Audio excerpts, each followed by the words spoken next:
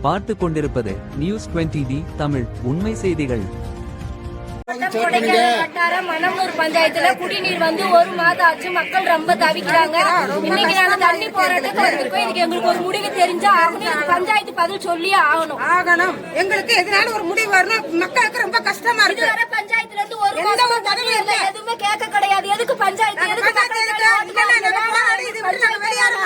ஓட்டும் போட மாட்டோம். குடியிருக்கும் பகுதியில் 2 ஸ்கூல் இருக்கு. சமைக்க தண்ணி எல்லாமே பிள்ளைங்களுக்கு தண்ணி இல்ல. எங்களுக்கு தண்ணி இல்ல.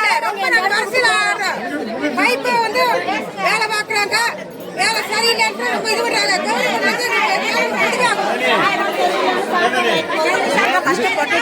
ஒரு வாரத்துக்கு வந்தா தண்ணி மாசக்கணக்கில்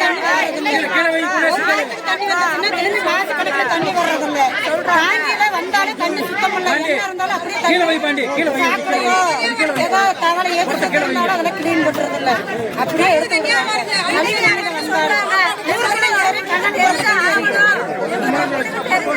ஒரு வாரம் தண்ணி வராம